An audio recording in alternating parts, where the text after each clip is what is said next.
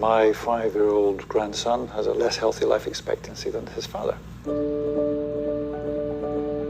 My country needs lifestyle medicine because in recent years, there has been this exponential rise of non-communicable diseases. So we are the country with extremely high cardiovascular disease mortality, and we have the highest suicide mortality in Europe.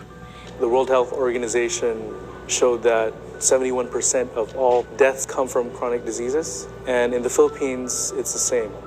Some of the biggest challenges are from our own colleagues who went to medical school with you, did residency training, and then all of a sudden you're on a different path and they don't understand that path. So we have to overcome this challenge through education, through empowerment of the society, and of course through common efforts of health professionals.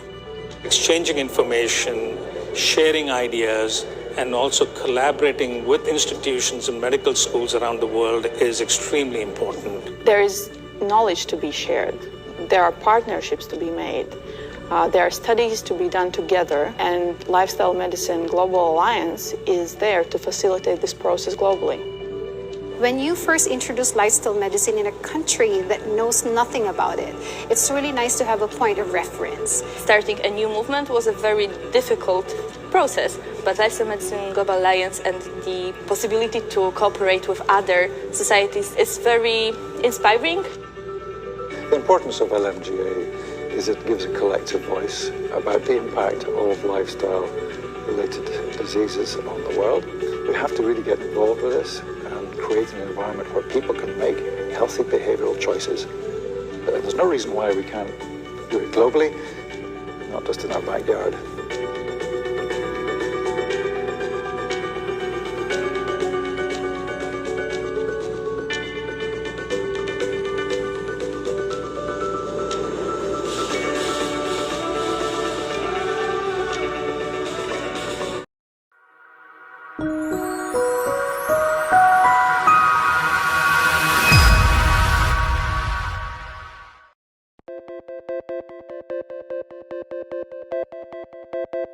The Philippine College of Lifestyle Medicine, or PCLM, is the first and only national medical specialty society for healthcare professionals who utilize evidence-based lifestyle intervention at par with globally recognized standards as the primary therapeutic tool in the treatment and management of disease. Being a doctor and a chef and being able to attend the Culinary MD workshop has given me new possibilities of being able to protect myself and prevent chronic illnesses, not just for myself, but for patients. Culinary MD!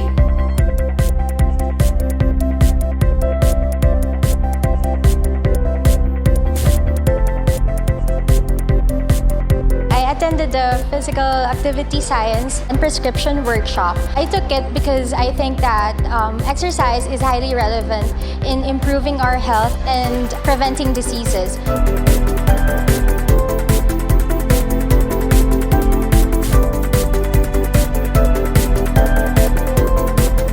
I'll try to emphasize more on the plant-based diet to help out the patients and for them to change their lifestyle little by little.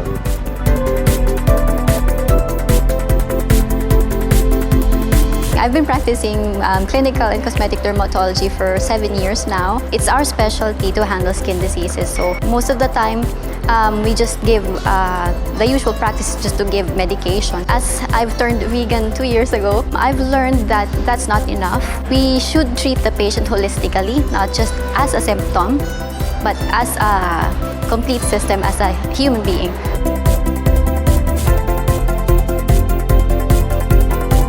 We appreciate the culinary medicine workshop that we had because we will be able to share this to the communities that we serve because we're dealing with public health, and of course to our friends, families, and to ourselves. Incorporating lifestyle in my practice, advising them the best and healthiest lifestyle that they can do naturally can improve their health, their pregnancy, and even the reproductive system.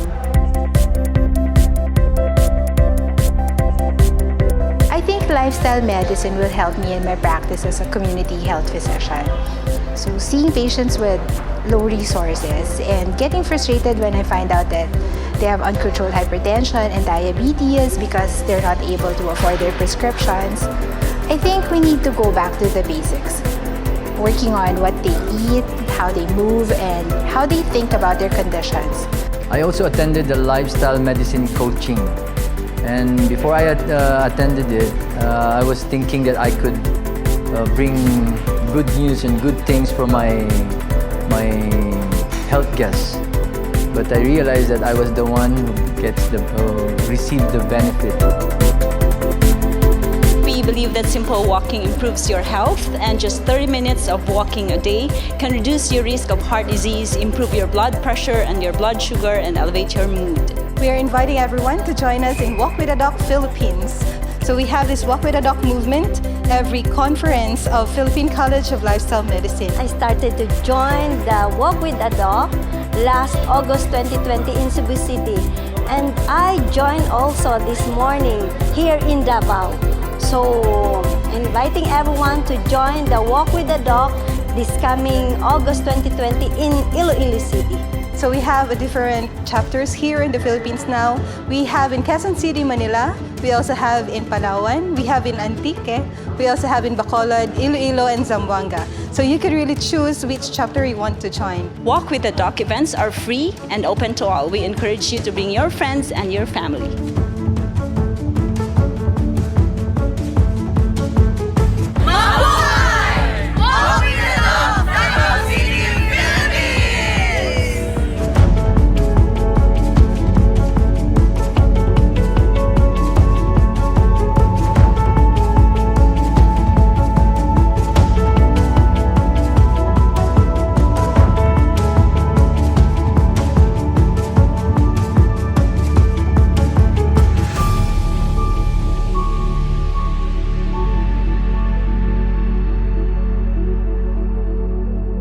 The PCLM serves its members by advancing the field of lifestyle medicine, promoting excellence in clinical practice, and advocating on behalf of the medical and public issues related to practice and promotion of lifestyle medicine. So we are inviting physicians, both primary care and specialists, allied healthcare professionals, and health coaches to join the movement and advocacy in improving the context of healthcare delivery in the Philippines.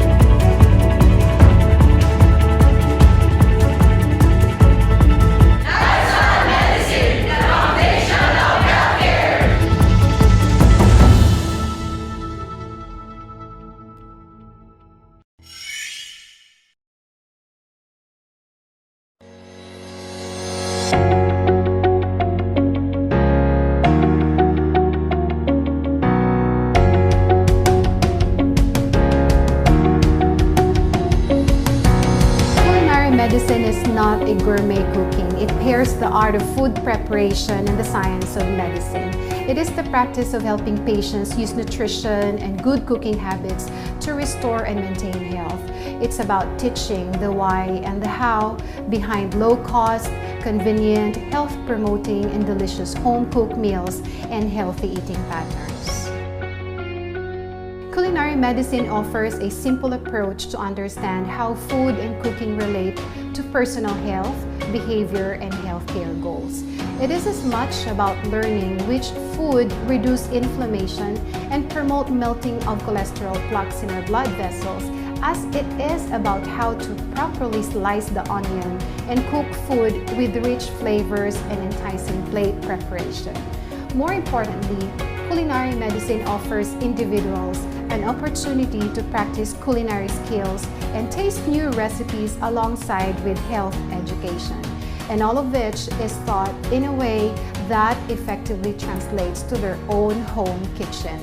The objective is to educate about the powerful influence that food has on health and disease. The goal is to establish skills in preparing meals with nutritional benefits and develop the habit of being a smart consumer, someone who would always consider what follows after every swallows. The curriculum is designed not only for healthcare providers, but most importantly, for patients and their family. culinary medicine is purely an evidence-based field of medicine. In fact, a growing number of medical schools in the United States are increasing the education provided to their students on clinical nutrition and bringing medical students in the teaching kitchen.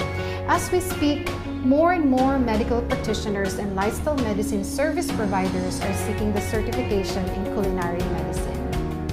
And now, the Philippine College of Lifestyle Medicine finally brings culinary medicine certification course in Asia. It is a program with a blended curriculum composing of online and in-person modules that anyone can finish between 6 to 12 months at their own pace. The online component will provide foundational knowledge in culinary skills, behavioral coaching, and clinical nutrition for specific group and specific disease. You will be learning about optimal diet for pregnant women, for example, who are in a crucial stage of determining the future health outcome of their offspring down to the next generation. There will also be a remarkable emphasis on chronic disease prevention and reversal, such as diabetes, heart disease, dyslipidemia, basing on published evidences. Bottom line is, culinary medicine is a course that should be taken by anyone who has the risk or who already have the chronic disease, where the cost is mostly within the control of our lips. See the link, register, and get your kitchen ready.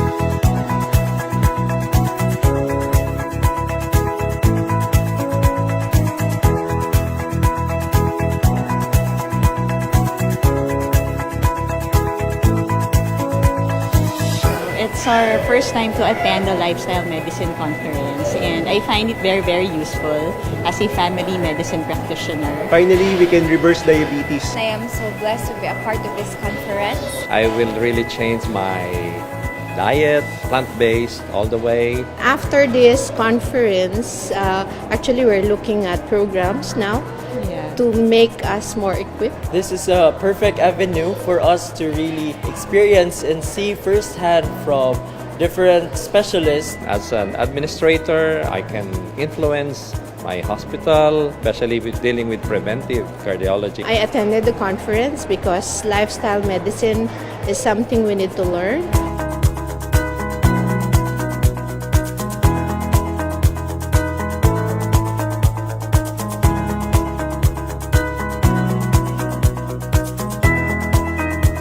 This conference, this third annual conference of lifestyle medicine, is really a huge milestone in our journey to spreading awareness in lifestyle medicine, about lifestyle medicine, and getting a good collaboration from different sections of society. An incredible event. They have grown here rapidly. The expansion has been unbelievable. They started with 69 people some 3-4 years ago. Today, it's 215 plus.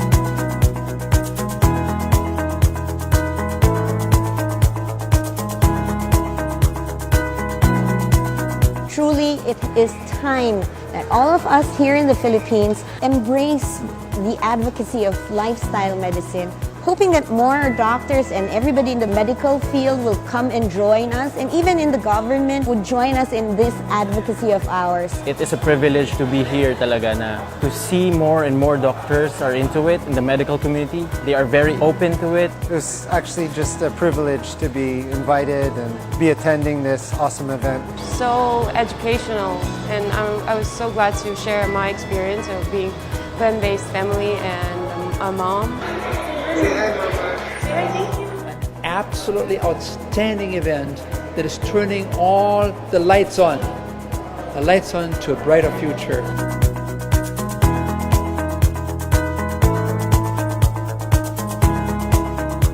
Walk with the Doc is an international movement that started by Dr. David Sabgir last 2005 at Colombo, USA. We are inviting everyone to do the Walk with the Doc.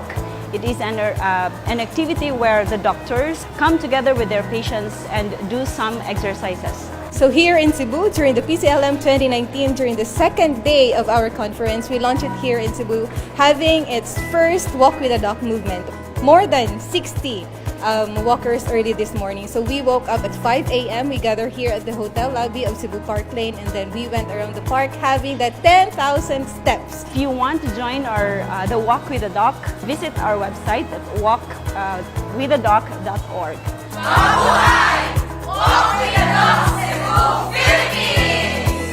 The International Board of Lifestyle Medicine is the international peak body for the certification of physicians in the medical specialty called lifestyle medicine.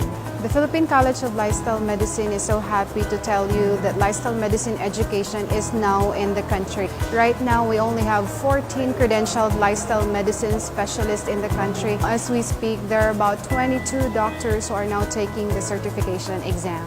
Even if you're not a physician, if you're a nurse, you're an allied health professional, a physical therapist, a nutritionist especially, you can join the Philippine College of Lifestyle Medicine. We are opening our arms to you. We're very excited here to work with the Philippine College of Lifestyle Medicine, and we hope for many, many more years of exams and of conferences so we can truly help each other bring health and healing to a world that is dying of chronic disease.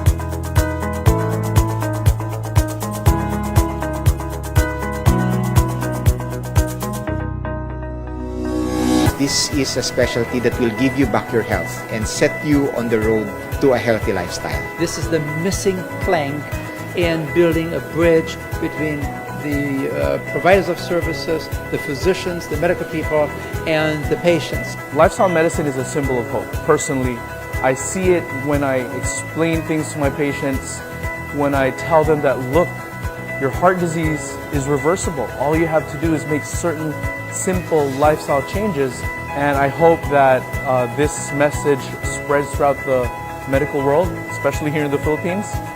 And I hope we do come closer to that vision of ours, which is a Philippines without chronic disease.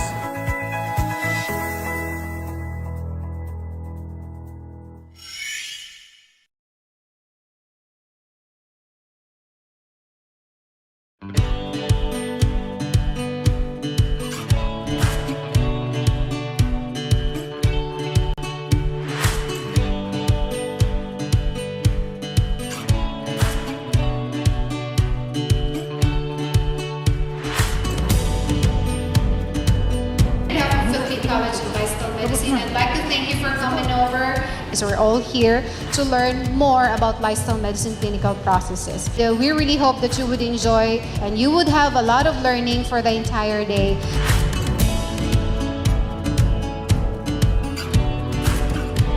This is the first after the postgraduate course. Immediately, the induction of the new set of officers and the conferment of the new diplomates will follow.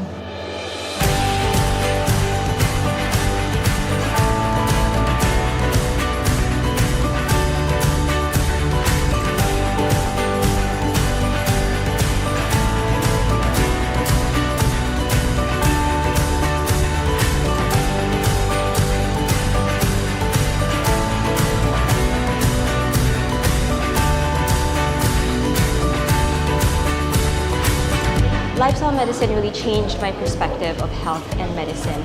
I learned to see the patient from a different perspective, from the whole person, from his habits, his nutrition, his diet, his likes and dislikes. To become a lifestyle medicine specialist, we need to be a strong advocate.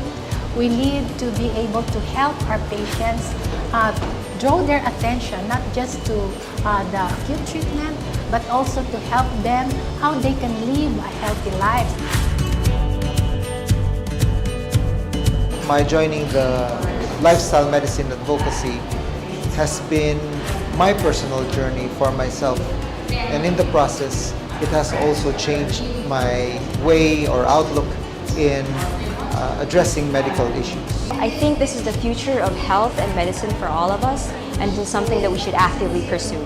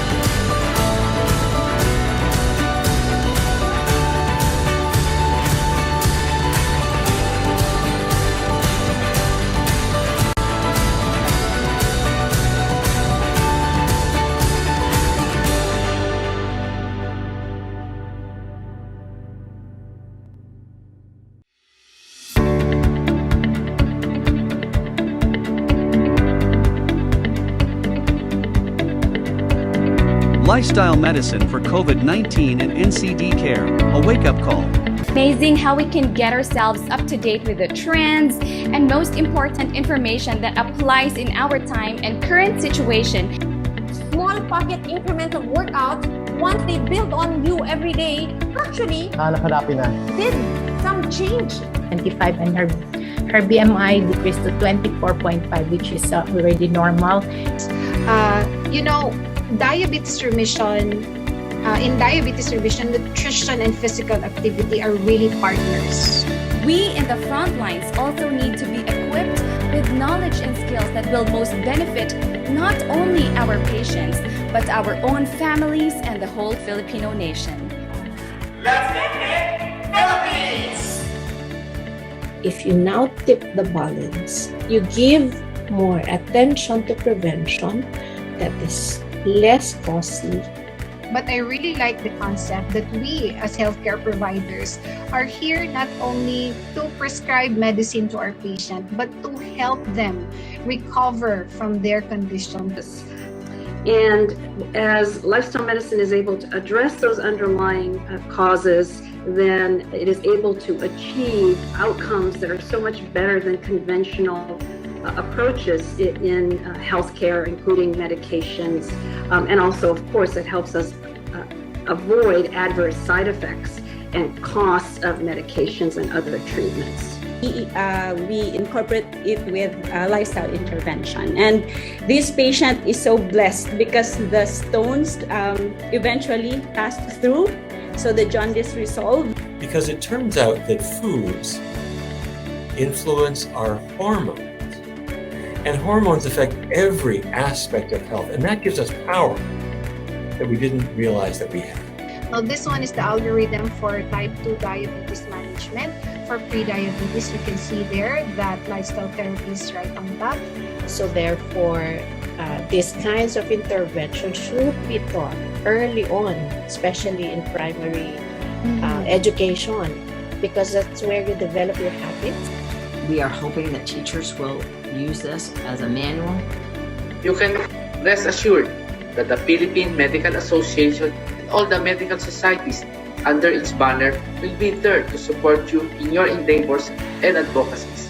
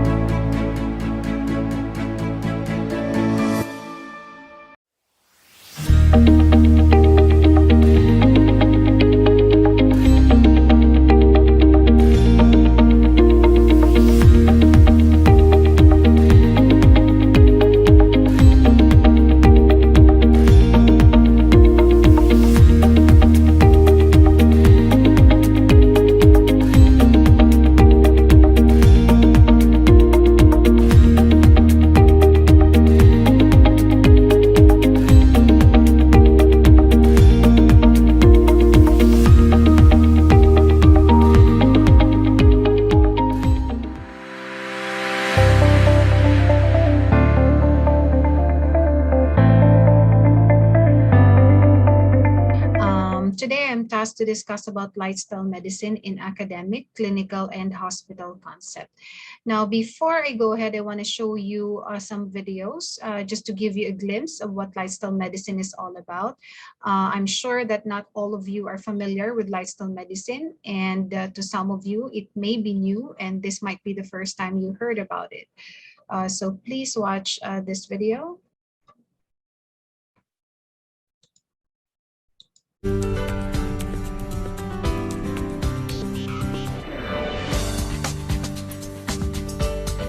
The typical physician does not have training in lifestyle medicine. When you look at the amount of nutrition training in medical school, it's minimal.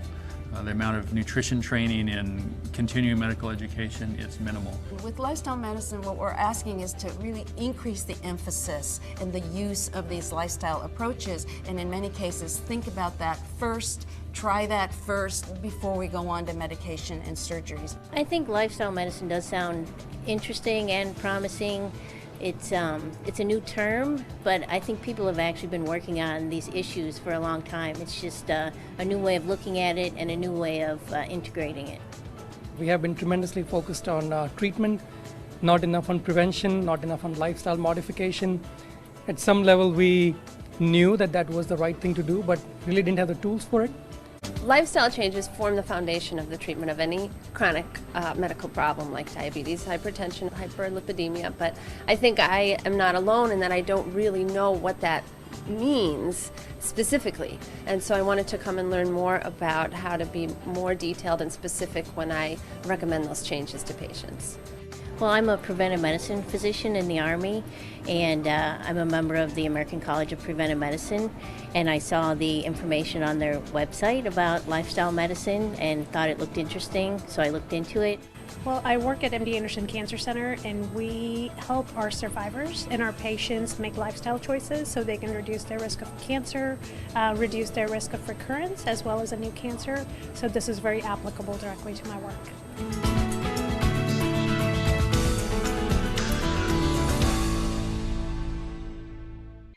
Okay, so I have these objectives for this discussion. And by the way, I hope you enjoyed those videos, and we'll be discussing further on that. First, we will define lifestyle medicine, and then let's describe the unique role of lifestyle medicine in clinical care. And then let's compare lifestyle medicine to other fields of practice. I really think this is really necessary. And let's also describe the lifestyle medicine practice settings. And lastly, we will identify the educational track for lifestyle medicine. Okay, so first off, here is the definition of lifestyle medicine. You can find this in the website of the American College of Lifestyle Medicine.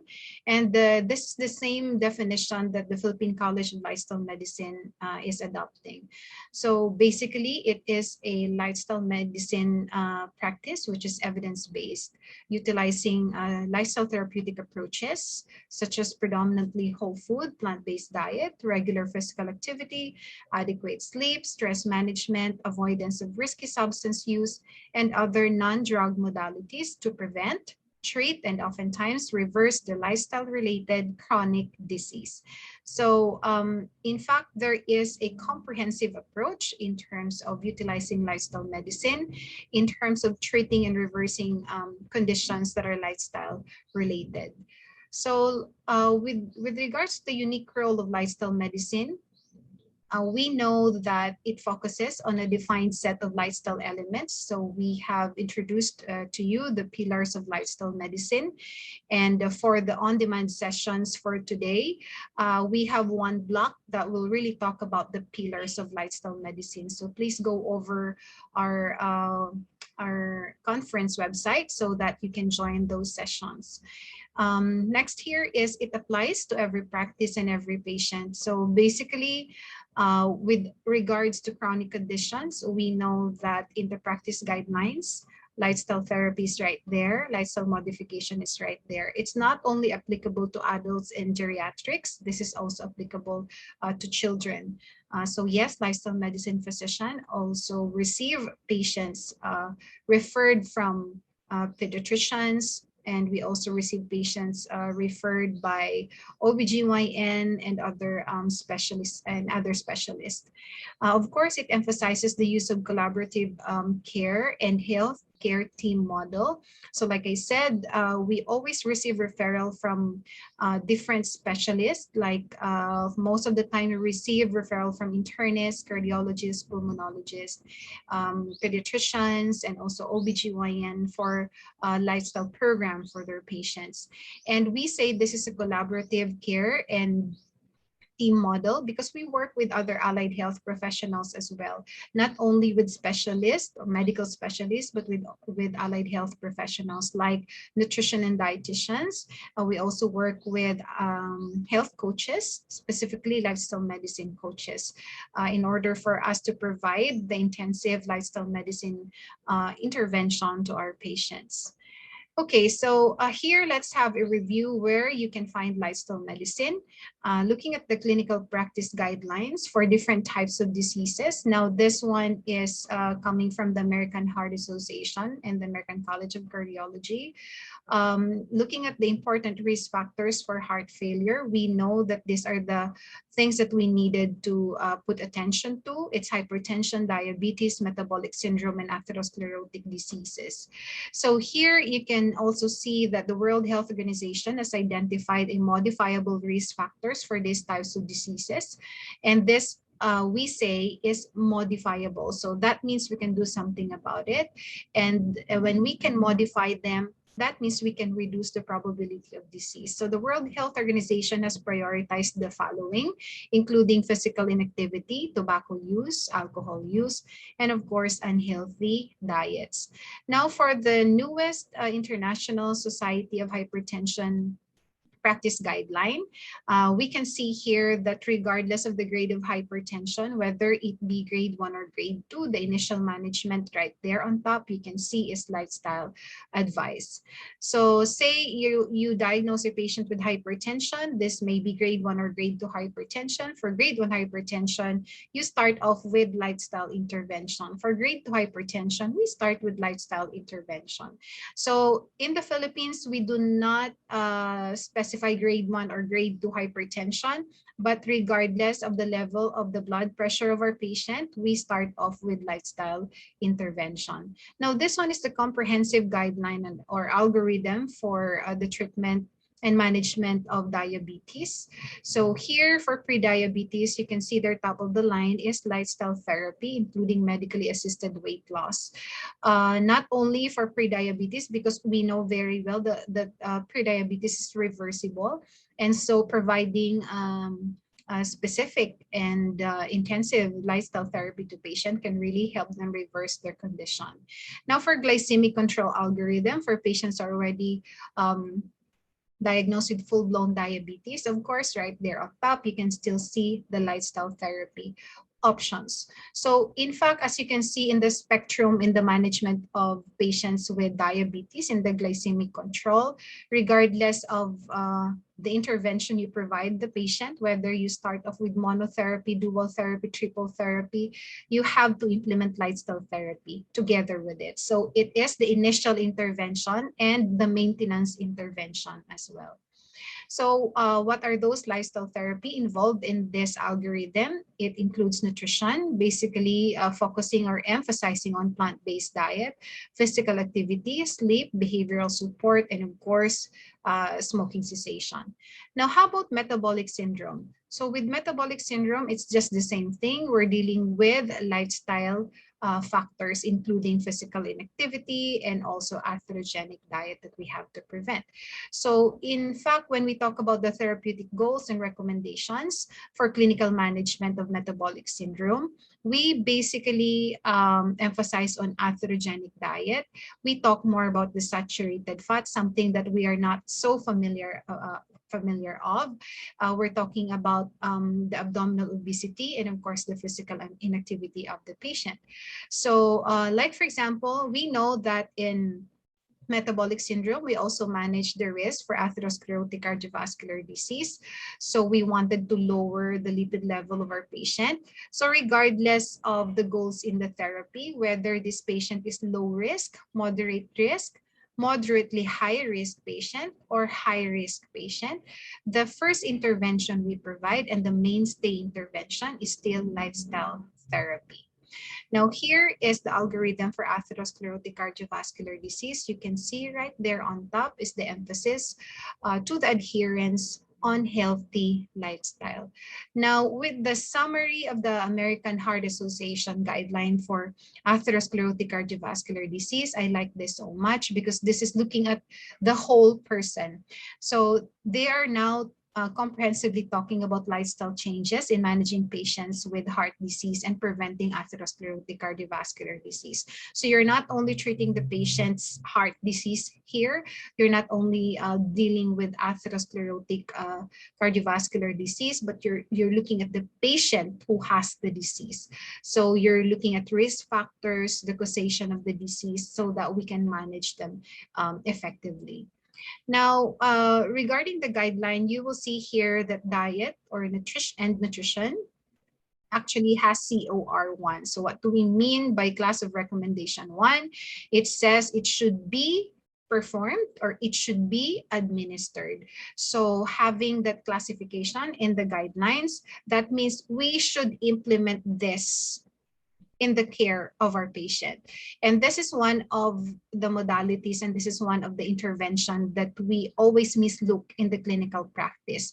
So we always have the gap, with regards to implementation of the guidelines to our clinical practice, but looking at the recommendation here and as the initial intervention, that's the goal of the Lifestyle Medicine Societies and Global Alliance for physicians and healthcare providers to realize that we have to increase, our knowledge and our skill in providing lifestyle therapy or lifestyle modification counseling to our patients as the initial treatment and mainstay for chronic conditions.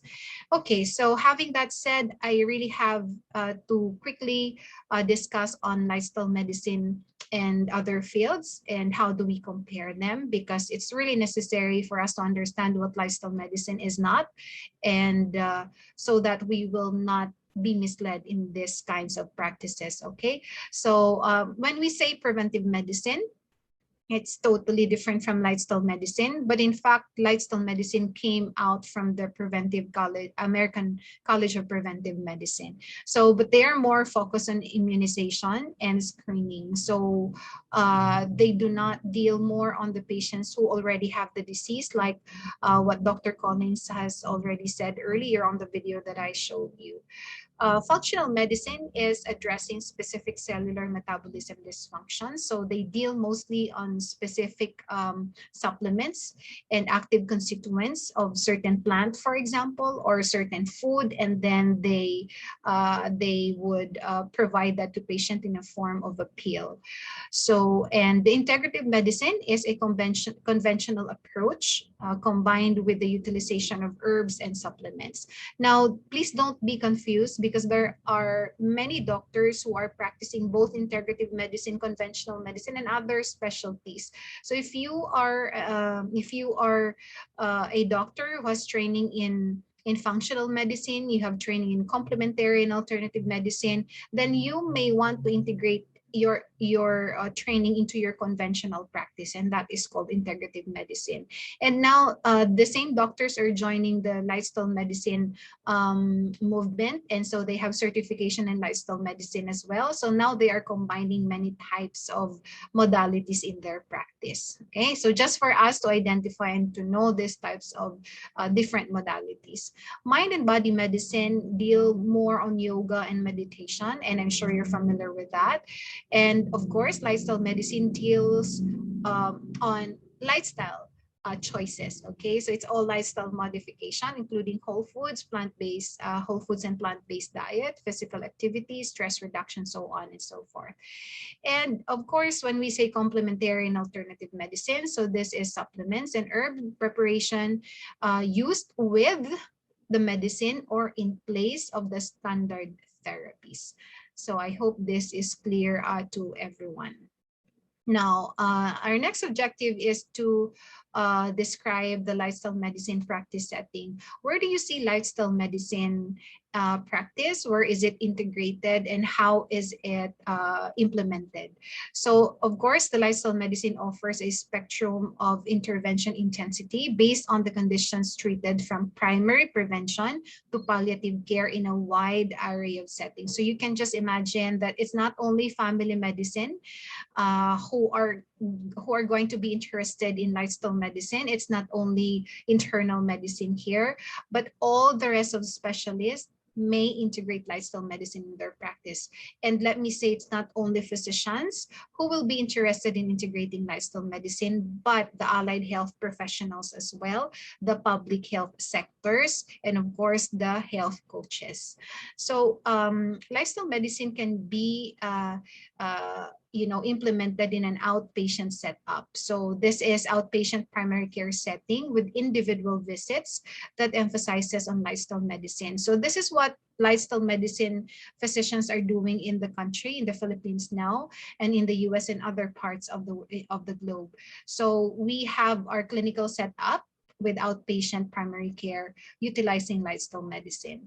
Now, we also have clinical practices that emphasize on shared medical appointments and group visits. So there are centers right now in the country that are operating a lifestyle center. So there can be hospital-based lifestyle center and clinic-based lifestyle center. So there are also facilities, we call them inpatient or residential lifestyle medicine centers. Okay, so there you can find that in one of the in one of the settings where lifestyle medicine is implemented.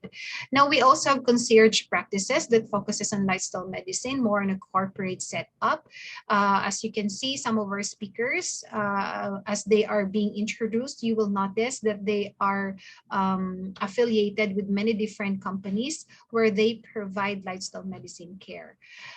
Again, like I said, we have inpatient rehabilitation and residential facilities. In the Philippines, this is really limited. I cannot think of one institution that is really qualified to be called an inpatient rehabilitation or residential lifestyle medicine center as of yet. But in the United States and in other parts of Asia, like in Taiwan and in Malaysia, there is already a lifestyle medicine inpatient or residential facility.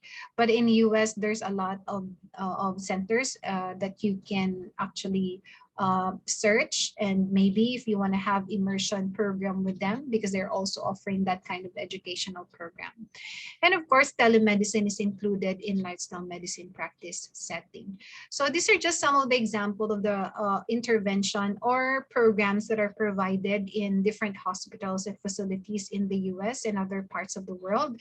If you have listened or joined the session with Dr. Catherine Goriseta, she has discussed some of the possible intervention or integration of lifestyle medicine in the hospital setup. So you may want to visit again that session if you haven't joined that discussion yet. So that was yesterday. So here in New York City Health Hospital, they have integrated lifestyle medicine program already. So this is the outpatient clinic at the Loma Linda University Health. This is a huge hospital. In fact, lifestyle medicine education, lifestyle medicine fellowship program and residency program have been implemented at Loma Linda University. So the UCLA as well, they also integrated the Ornish lifestyle medicine program. So this is subsidized by the Medicare. Like for example, if patients have heart disease and they wanted to have a reversal program for heart disease, so this is where they can go to. So like there are patients who are not really good candidate for bypass operation because of for some reason and medical factors, then this is one option that they can go to. The Adventist Health St. Helena is also offering lifestyle medicine programs as one of the interventions and services they provide. The Cleveland Clinic has also integrated lifestyle medicine in their hospital services. Now, this is one article that you want to visit. This is the a large healthcare system integration of lifestyle medicine in Orlando Health. So these are some of the models where lifestyle medicine has been successfully integrated in hospital, clinical, and outpatient setup.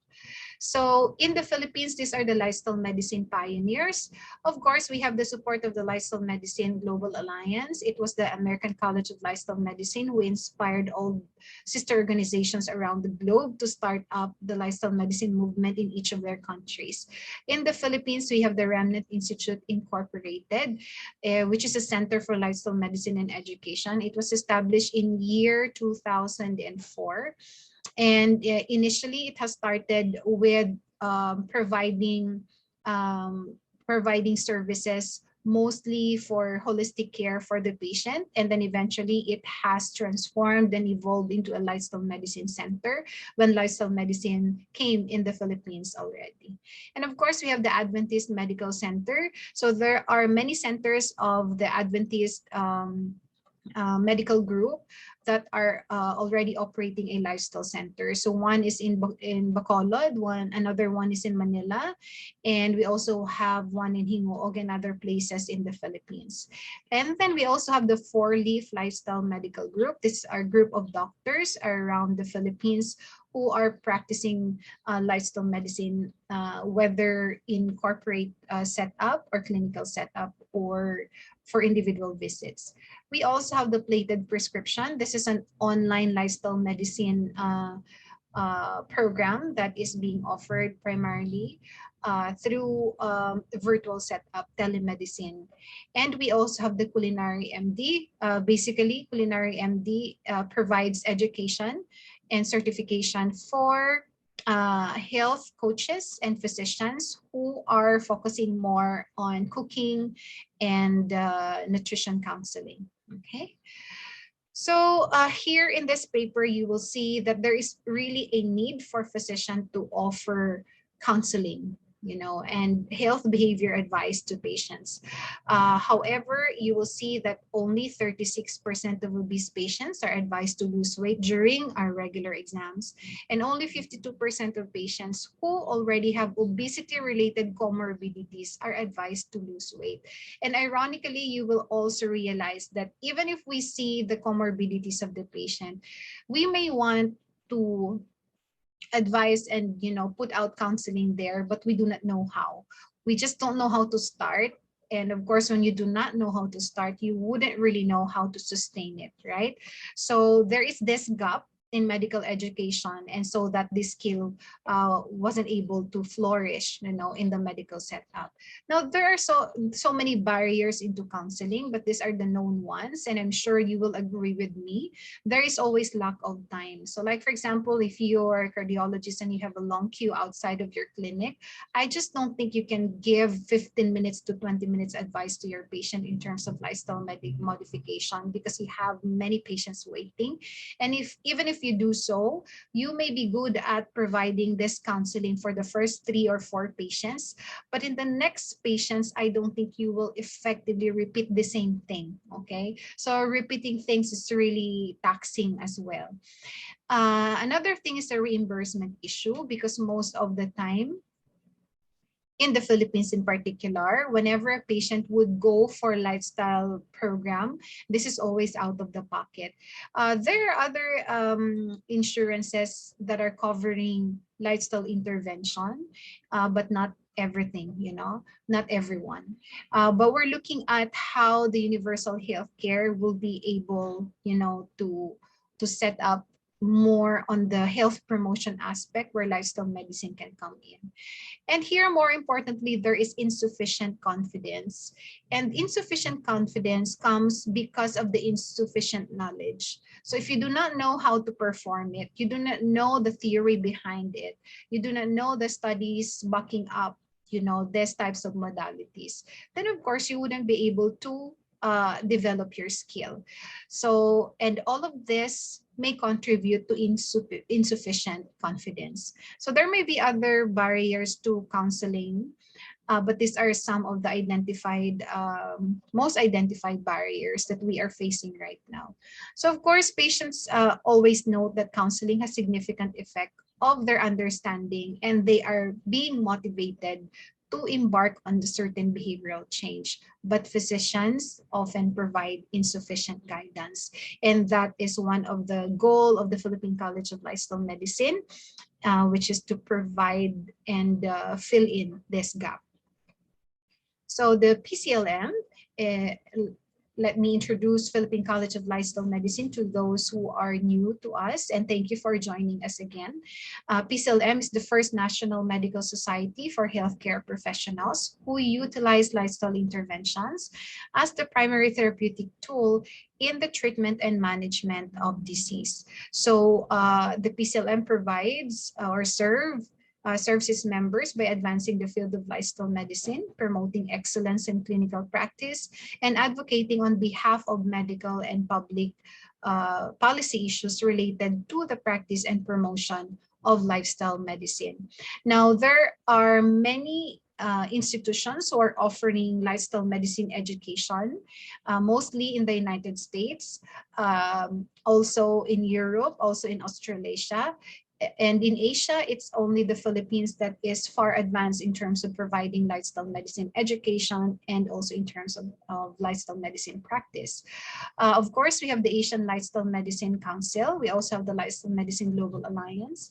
Like I said earlier, lifestyle medicine came out from the American College of Preventive Medicine. In fact, the collaboration of the ACPM and the American College of Lifestyle Medicine brought about the lifestyle medicine competency course that we are now using, for physicians who are aiming to qualify for lifestyle medicine certification.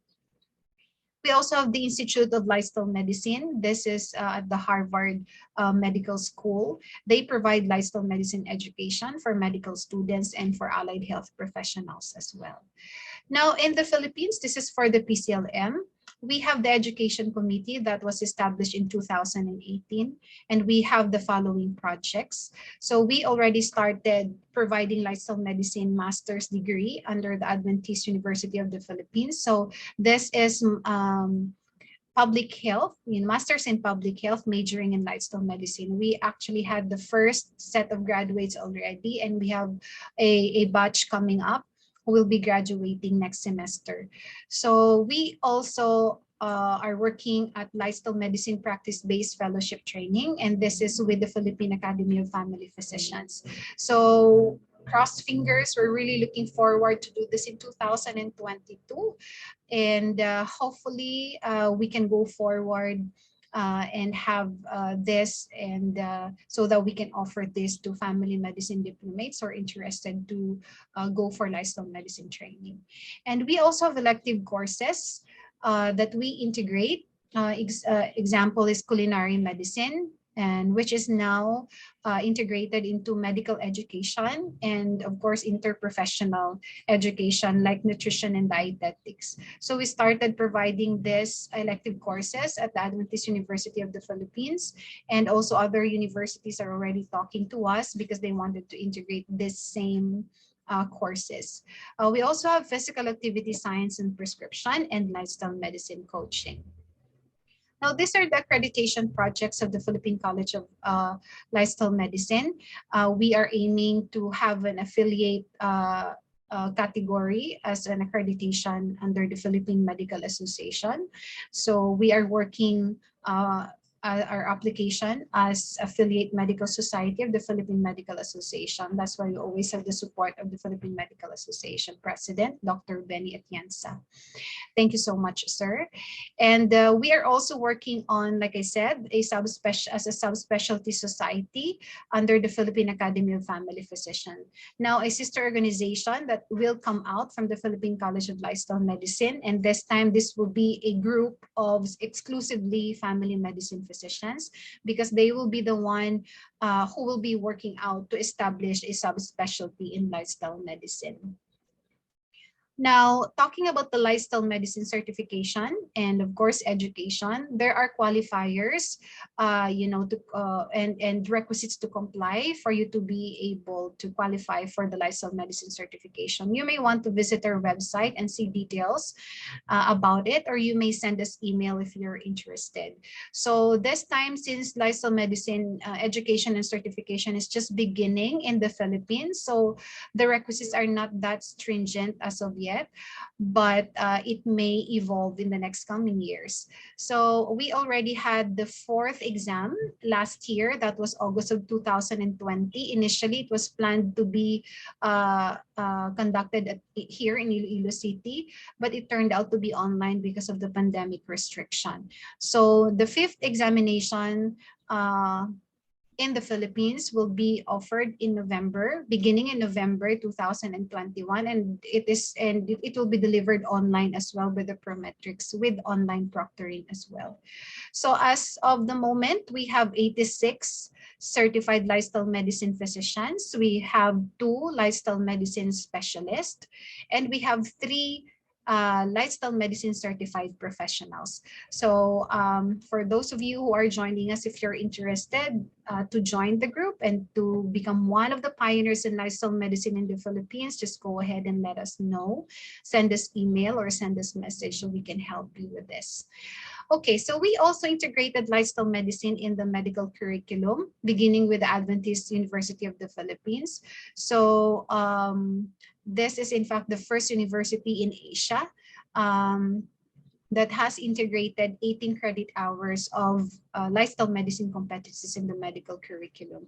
So currently there are 4 professors who are lifestyle medicine certified that are working on and helping the university in the provision of lifestyle medicine competency in the medical curriculum.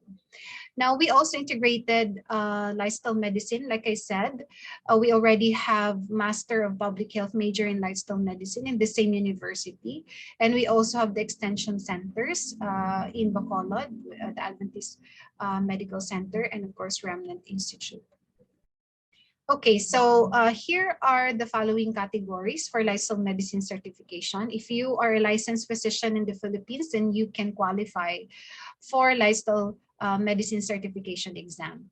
Now, if you're also a health executive, like if you have a master's degree or doctorate degree in health-related discipline, then you can also join and qualify for a certification in lifestyle medicine. And of course, if you are an allied health professional, we also provide training and certification for nutritionists, for nurses, and other allied healthcare providers. And why do you need to certify for lifestyle medicine? Because you wanted to demonstrate your competency. Of course, you want to be educated first, develop your skill, and get certified. And we know that in the 21st century, the approach should be totally different. You know, we have to deal with lifestyle-related diseases the way it has to be dealt with, including lifestyle interventions. So we have to encourage and let the patient understand that they play the major role in improving their health outcome. The impact of behavioral change, and lifestyle modification in lifestyle diseases cannot be discounted, regardless of how much pill or how good we are in providing the therapeutics for patients with diabetes, with hypertension, with heart disease. All we can see in our clinical practice is that they are progressing, right? So in time, they are progressing. We are just delaying the complications.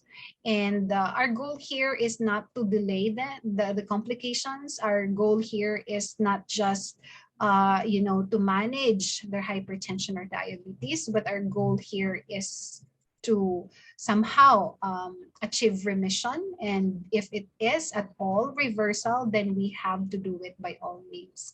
And we can never do that if we do not have the active participation and willingness coming from the patient. And you will not be able to solicit that willingness and readiness from the patient if we are not good at counseling and advising our patients, okay? And more so, it is really important as well to emphasize our own practices as healthcare providers. It's really awkward to see a lifestyle medicine practitioner, advising patient to lose weight when you yourself is wearing those fats in you. So it's really hard to tell your patient to lose weight when you as well need to lose weight. You cannot tell your patient that I am in the process as well. It's good to show the patient that I've been obese before and now look at me, and that will be an inspiring message to your patient, and that will provide your patient a good motivation for them to embark to this same lifestyle change because you have been there as a physician. You may also say you've been sedentary for quite a long time and now you are into active physical activity. You can show how it has improved your health condition as a physician and as a healthcare provider. What I'm telling you here is that it's really hard to give advice to patients or to provide something to patients that you are not personally pursuing. It's easier to advise patient and counsel patient if you've been there, if you experience the challenges, and if you experience the benefits. So if you notice, one of the competencies in lifestyle medicine is the physician's health or the provider's health, because we have to walk the talk. So how can we be effective, in providing these kinds of counseling to our patients if we do not do that ourselves? Okay. So if you want to be part of this movement, of this global movement, then we are inviting you to join the Philippine College of Lifestyle Medicine. Our membership is open. And if you want to be certified, we have all the details on our website. You may also want to visit the International Board of Lifestyle Medicine website to see some details. Now, you may see some difference with regards to the requisites, because different countries may have their own different requisites, like in the Philippines. Now, here are some of the examination venues for 2021. You can see there, Philippines is right there. So it will be facilitated by the Philippine College of Lifestyle Medicine. So I hope I was able to introduce to you what lifestyle medicine is, and was able to describe to you how you can integrate this in your practice. And somehow, if you're interested, our team is just right here to help you out. So in summary, we have defined lifestyle medicine. We have also described the unique role of lifestyle medicine in clinical care. And we also compared lifestyle medicine to other fields of practice. We also described lifestyle medicine practice settings, and we have identified educational track for lifestyle medicine.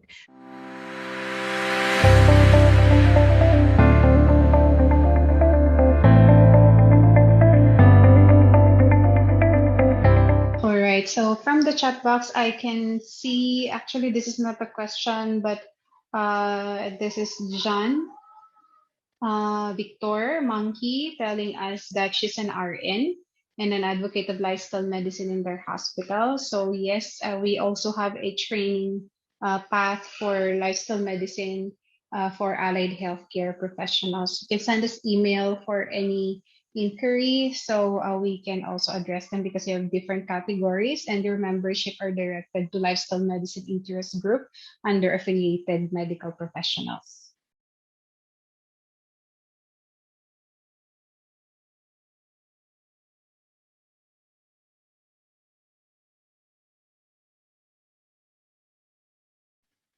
Okay, so there is this newest update that we are doing now in PCLM, because just a few days ago, we just received the confirmation that the society is already an accredited specialty society under the Philippine Academy of Family Physicians. And so we are directed towards complying on some of the requirements that we needed to submit. And yes, we have 2 batches for the certification exam for physicians this year.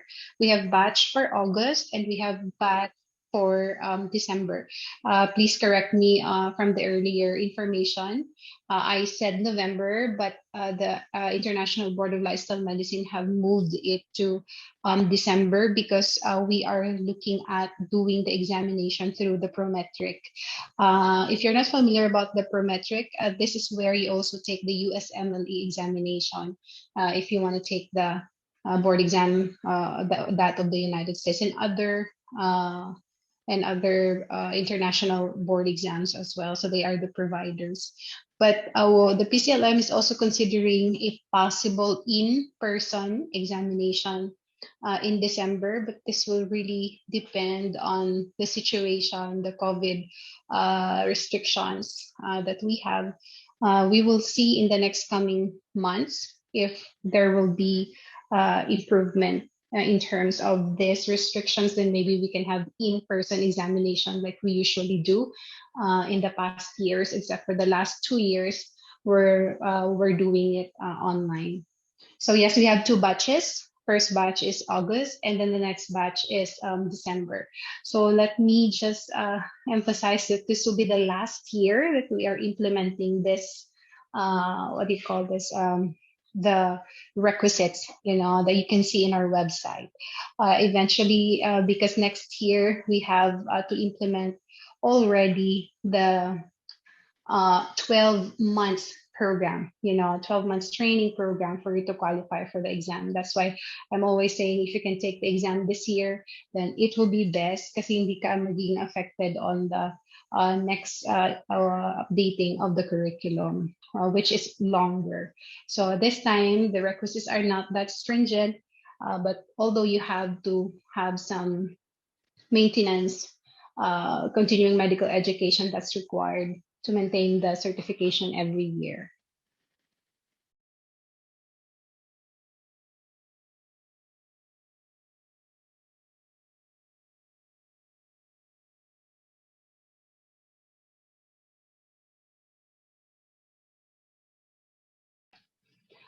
Rain, can I request if you can help me read the questions because I'm only using my phone right now, so I'm going back and forth, and I don't know if that could be helpful. I just wanted to read one here. What do you call this? If we want to take exam this November, who should we inform? And how do we get to join the batch for March and April immersion? Okay, so the immersion actually for the first batch is scheduled in May, but the orientation will begin in March. Okay, so we will start orientation in March, and then that will be all throughout until I think 2 months prior to the examination. Whom to inform, you should send us email. That's info@pclminc.org. Our secretariat will just post here email address so we can get your email list, for instructions and some other updates. So the next question, Doc, is, Doc, pwede po bang payment muna sa LM certification course bago membership fee? Oh, okay. So you can actually go through the courses right away, even not being a member of the PCLM, because the membership confirmation will also take time. So minimum of 14 days before you can be confirmed as a member. So yes, that's possible. The next question is, good evening. For a nutritionist, what would be the best track to become certified LM practitioner? We have a specific course for allied healthcare professionals, and that includes also the lifestyle medicine competency course.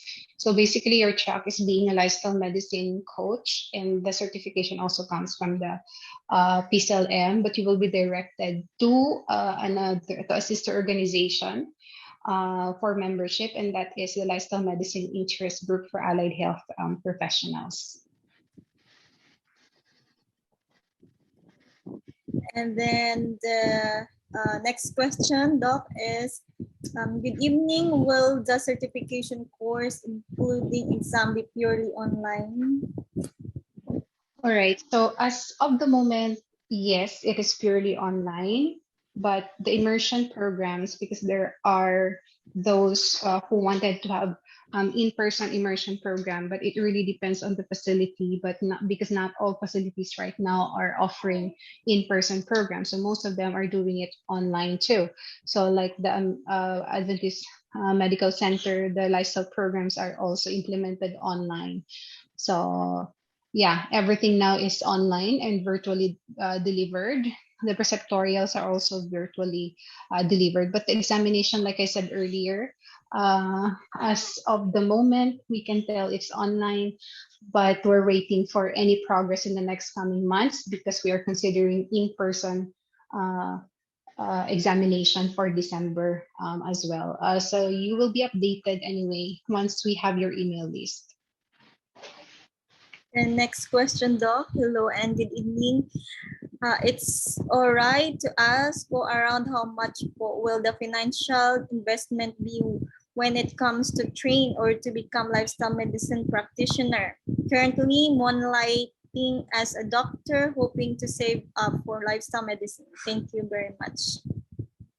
Oh, okay. So it really depends on which track you wanted to go through. So like for example, you wanted to have national certification only, then you can see in our website that there are requisite courses. There are only two courses you have to take. One is locally offered by the PCLM, and another one is offered by the American College of Lifestyle Medicine. Those are the two requisite courses, which comes with preceptorship already. And then the examination, the only expense is the examination fee that you will have for the theoretical and of course the OSCE.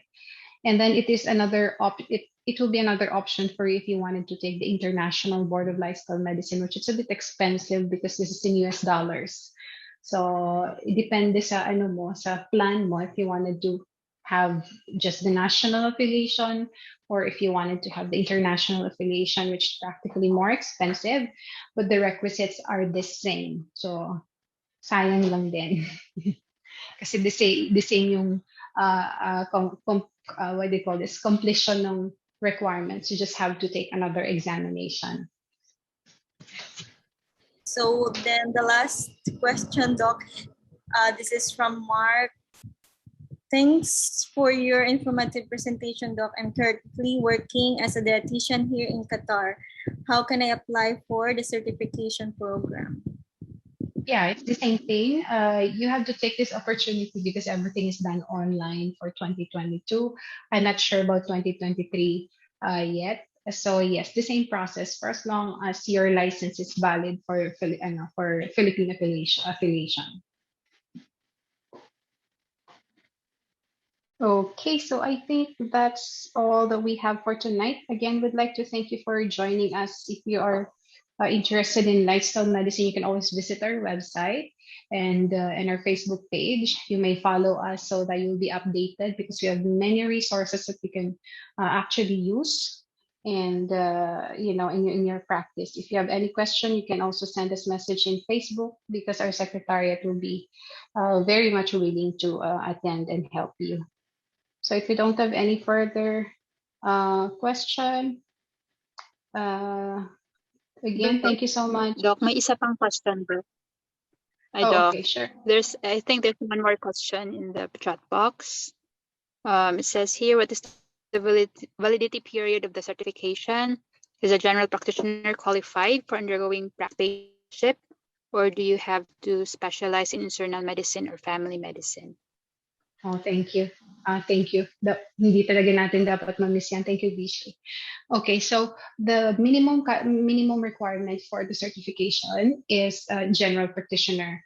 So you don't have to be a specialist to qualify for lifestyle medicine because it's another specialty. But any specialist in any field can go for lifestyle medicine certification. So the validity is always like any of the certifications we have in the Philippines. We have continuing medical education that's required for you to maintain your certification. But like I said earlier, since this is a new specialty recognized in the Philippines, there will be requisites for us to comply every single year until we get to the full implementation of the requisites because everyone is under grandfathering. So yes, there is a yearly continuing medical education requirement to comply to maintain your certificate.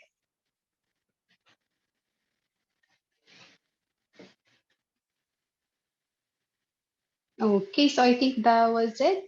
So thank you so much for joining us. I'd like to thank our secretariat for helping us push this through and also our education committee director for being with us tonight.